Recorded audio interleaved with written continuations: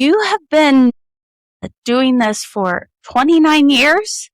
It's amazing to be with something that long. Like, the only thing I've done longer is be a mother. I literally started it because I was trying to figure out a way to be home with the kids. I always wanted to be a mother, and so I always wanted to do all the school stuff. I was really looking for something that I could do from home. If I was going to put my kids' future and support my children, it was going to have to be a company that I could really be proud of. And I really only wanted it to be kind of like a little bit just to support, not for it to be kind of the income. But as time had it and life happened, I ended up supporting the family. So yeah, it ended up being the best thing I could have done. I am Sally Hallada, and I am with Arbonne International, which is a health and wellness and skincare company. And I'm here in Columbus. But also my organization is worldwide. I have quite a few consultants all over, but I really love to work with people locally. What has been unique in building relationships with someone new? Is there something that always works with someone new, or is it just different with every single person new that you've met? Oh yeah, I think everything's different. At least I try to go in that way. I always want to ask a lot of questions because you find when you ask a lot of questions, it literally outline how to bring somebody in or how to meet their needs. Because that's the thing, you really want to meet their needs. There used to be a joke on Arbonne a long time ago where they were saying, don't go on and on about like you get to stay home with your kids because there might be people who stay home with their kids and they want to get out. Like they want to get out and be around, other women, like other people their age or whatever. So take you out of it. It sounds so kind of cliched, but it really is. It's just kind of like if you can listen to them and you hear they want to travel or they want this or they need just a little, like all I wanted was an extra $300. I was living in California. I had a car that had no air conditioning. I just need a car that has air conditioning. And if I could just pay the payment on and it would like it, what didn't exist.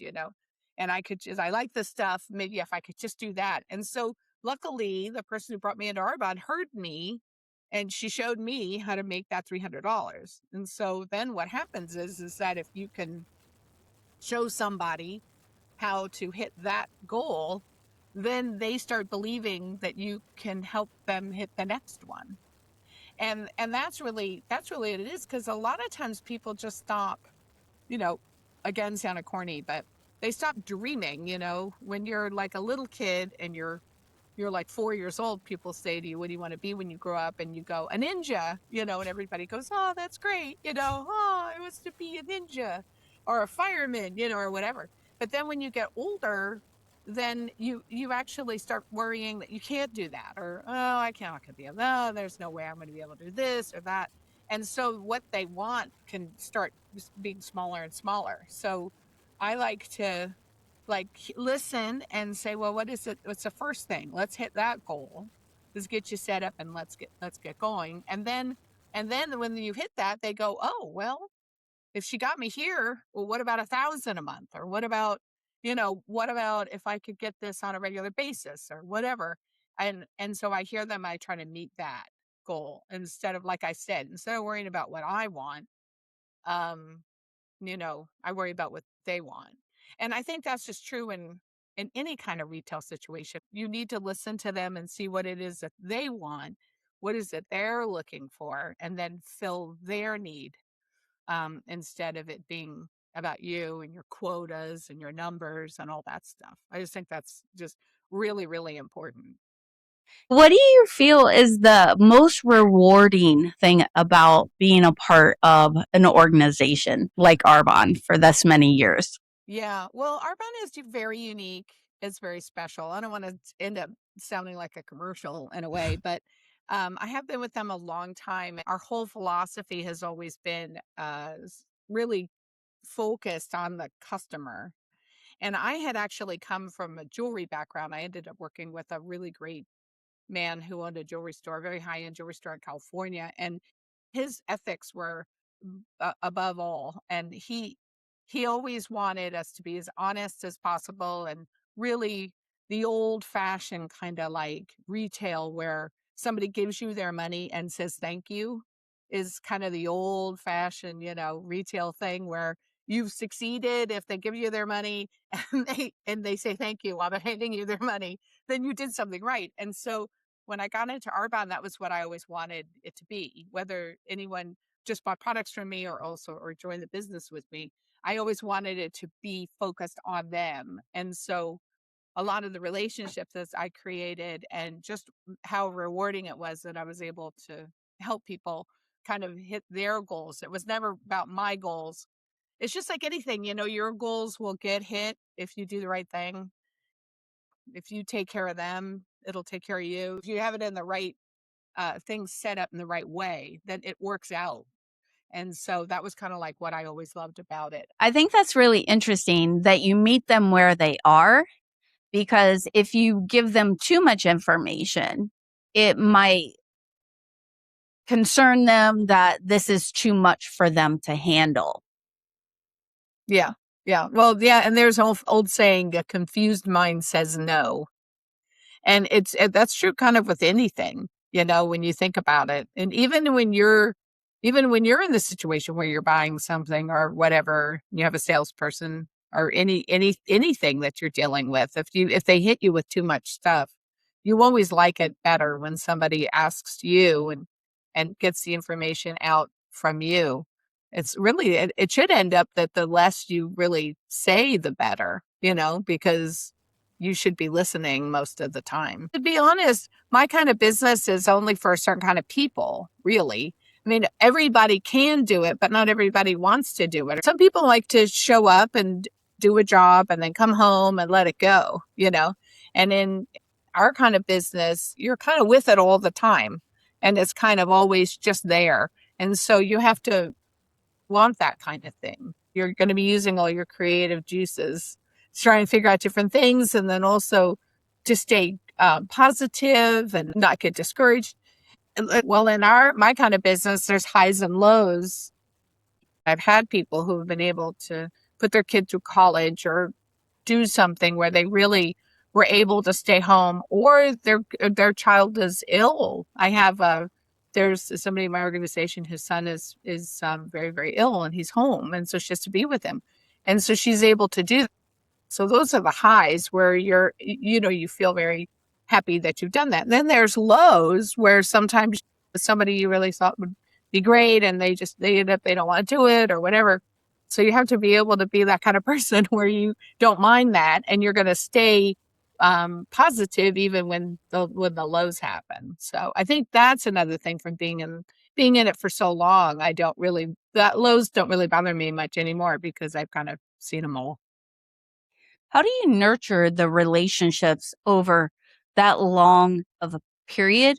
Or even if someone does say no or doesn't want to do the business, how do you still nurture the relationship that you made with this person? I'll be honest, sometimes that is like a sad thing for me because I really am in it just to help them. Before Facebook, it was like people, I think, sometimes felt like when they were done, they just kind of like disappeared. Not all of them, but a few, but people would, and I'd be like, I still want to know how you're doing. I still care. So when I'm checking in to see how they're doing, I can check their Facebook to make sure everything's okay and it's not going to be the wrong time. Or I can just go, gosh, that's great.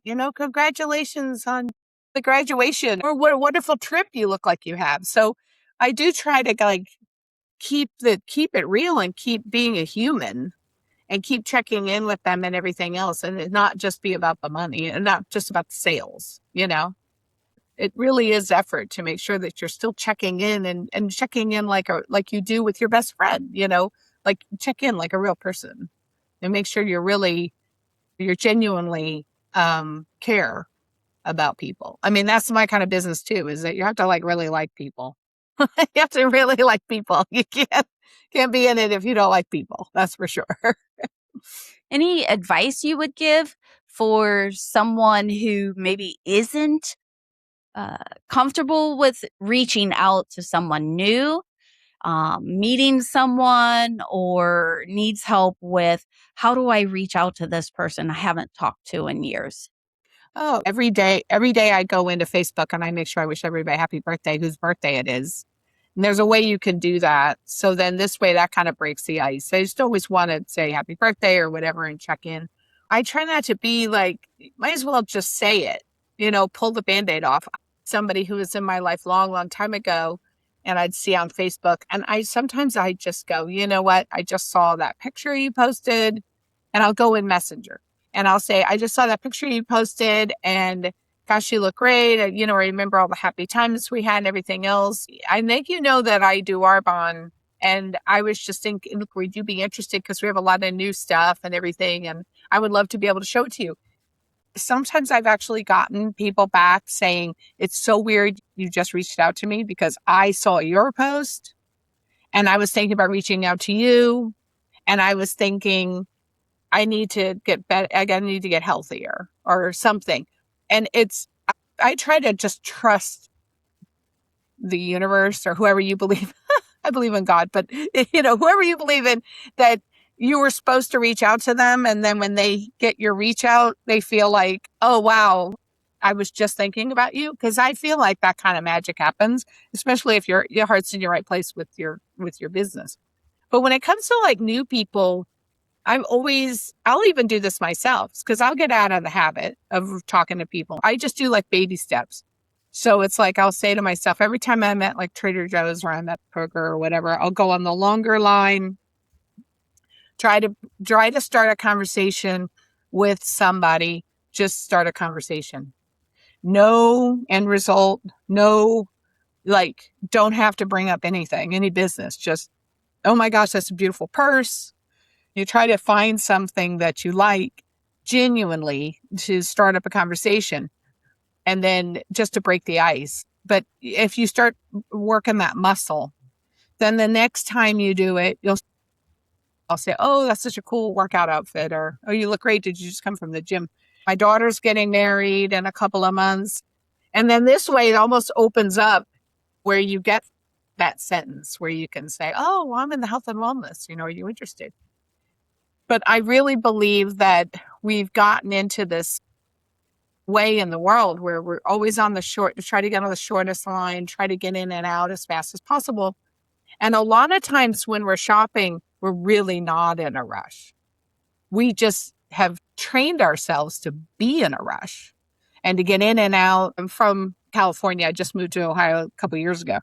And one of the things I'm noticing in Ohio is that kind of efficiency. People are problem solvers and they're very efficient and they want to tell you how to do things efficiently. And for you just to go in and stroll and walk around and shop is kind of like, why would you want to do that? Well, that's how you meet people. And also it makes you very, appealing. People want to know, who is this person that's just kind of chit-chatting. I think kind of working that muscle and getting rid of the worry of the actual business angle of it. Just take that off the table for a while until you just feel comfortable at getting your Starbucks and going, oh, wow, this is going to taste good. Oh, what did you get? Oh, that looks like a great drink. And just always make sure you're genuine. But I just think just starting to just open your mouth and start conversing with the people around you, and the rest will all kind of start falling into place. But I think ever since COVID, we really got out of that, out of that. And also with young people, I was like, to see, I'm just kind of like panic for a second. And then oh, wow, she really is talking to me. Hi. Yeah. And you see them kind of warm up. If you just always go out with going, I'm just going to say hi to people and be nice to people, hold the door open for people, look to see where I can help, open a door for a woman with a stroller, whatever. And I'm just going to break the ice. And the more you do that, I think then the business end of it will come. You'll get those little nuggets, to open the door to tell them what you do for a living, I think. Yeah, that's great information. I think we've definitely become, as you said, more efficient, want things to go faster. We're missing those opportunities to just slow down and connect. which I think is really what you're calling out too, is using the muscle to connect and be genuine, which I love. And so in this way, it's like if you just do it as you're genuinely, even if you don't even want to talk first and you just slow down when you're out and about and you find things about people that you like that you would say something, just don't say anything yet. Maybe, oh, that's a pretty purse. Oh, I like her shoes. Oh, he's a nice looking guy. Oh, no. And you just start seeing everyone. Then ease into where you start opening your mouth and actually saying, oh, what a beautiful dress. I think you'll get good. If anything, you just have a nice, pleasant exchange with someone. But I'm definitely a believer in kind of the attraction and where people are put in our path for a reason. I'm definitely a believer of all that. So, helping matters by not speaking to people. You have to do your part to break the ice and talk and see why that person in all of the universe right now, that person's standing in front of you, even though you're at Starbucks. For some reason, the two of you are here together. Why? And, have the exchange. Is there something that you've seen people do that unintentionally pushes people away when they're trying to build those relationships? In my kind of business, you really do have to be kind of a people person. And so if you don't like my saying what a pretty dress you're wearing, then you're probably not going to do well in my kind of business. People who are wearing something that attracts your attention are usually people who want you to comment. I think that's one thing I notice is that if somebody is dressed a certain way where they're not wanting attention and their manner and their body language is such that they really don't want attention, I won't push it. I'll just smile. Hey, how you doing? How's it going? Or something just to see. But I'll try to stand back. I try to really read the room. And so I've never had anybody really be rude to me or anything like that. But I've definitely had people go, yeah, thanks, or yeah, have a nice day, or whatever. If they really don't like my talking to them, then they're probably not going to be interested. And they may not be somebody that I'd want to work with anyway. If it's something where you're trying to work the muscle and you're not used to talking to people, you do have to think to yourself, like start noticing if people are talking to you and you've been avoiding them. Because it could come the other way where there are people that are saying to you, good morning. Like you're getting checked out at the register and you're got all you're so caught up and getting home or whatever. And the register person's been standing there for 7 hours and they're like, hi, how are you today? Stop and look at them and go, I'm good. How are you doing? Has it been busy? Like at the holidays, I always love to say, I'm in no rush.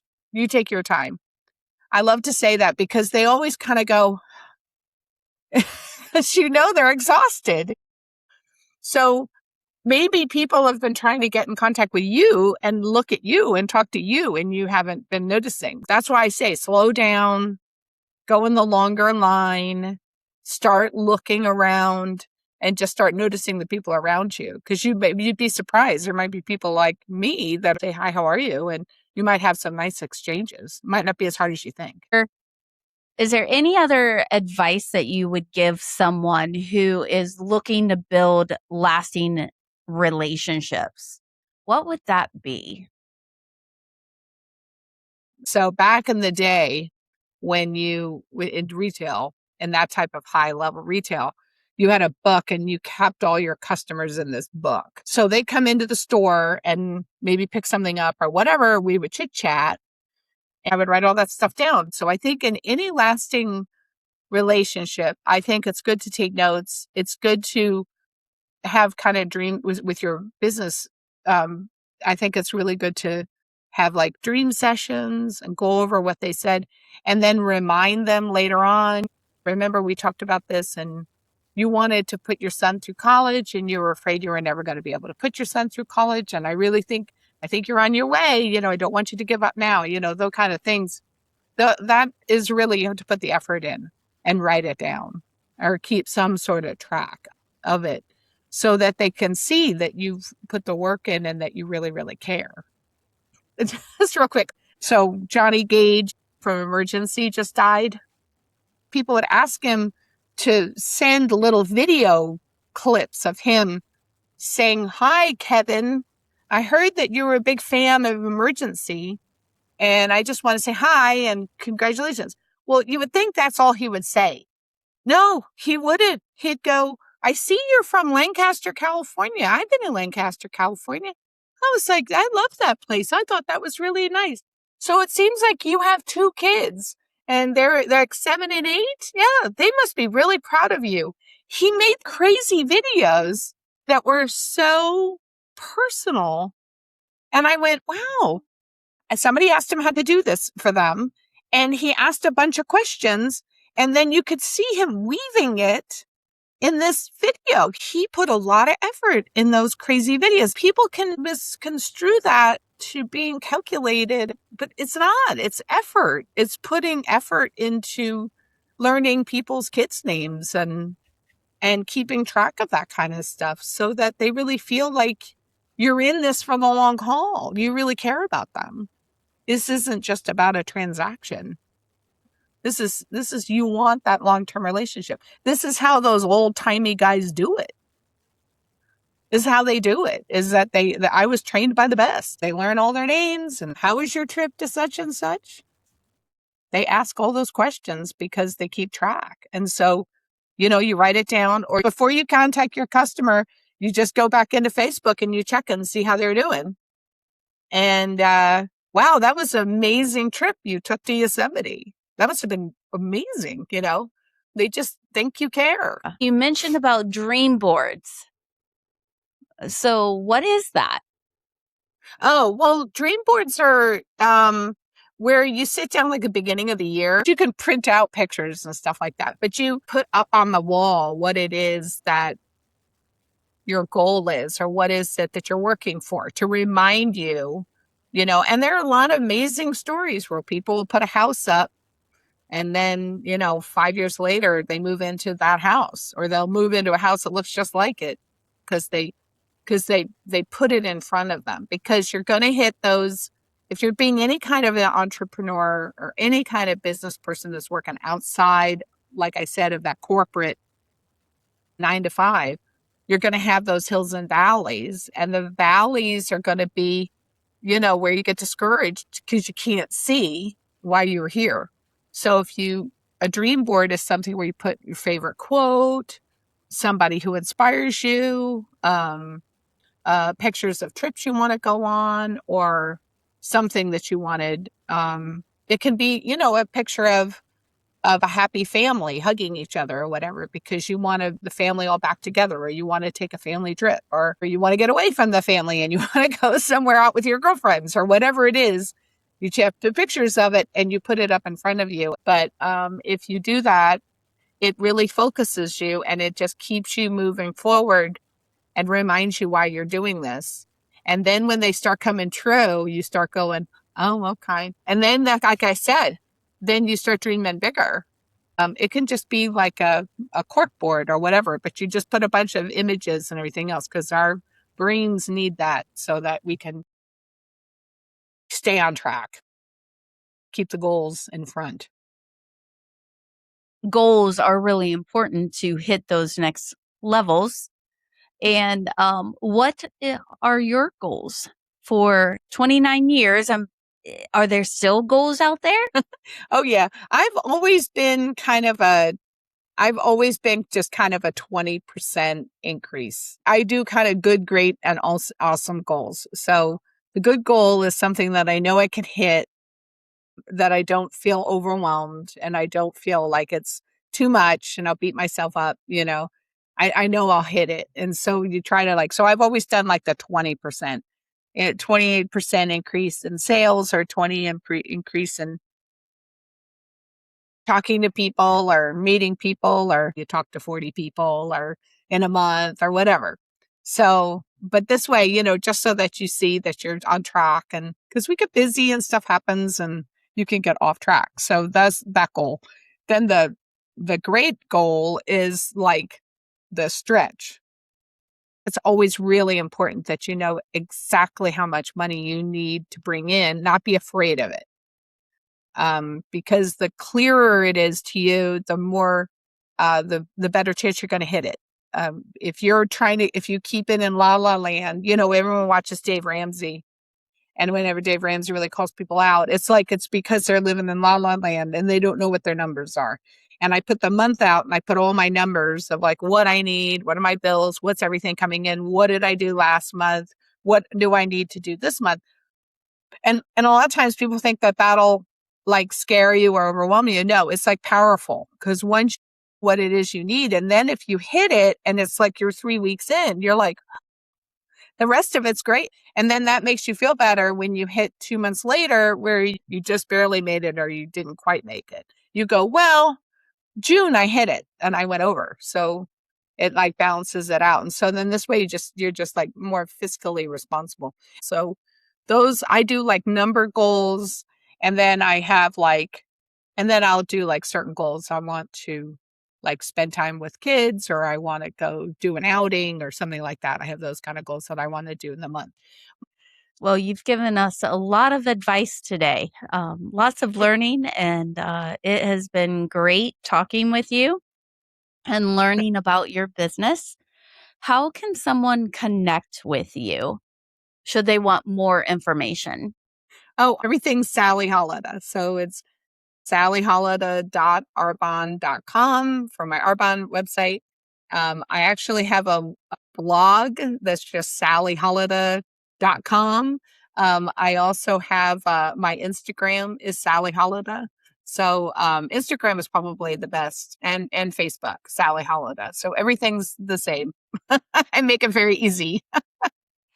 Wonderful. Well, we have been really blessed with speaking with you today and learning from you. So thank you so much for coming on to the show today. Oh, thank you, Veronica. Thanks for having me. It's been fun. Thanks, Sally.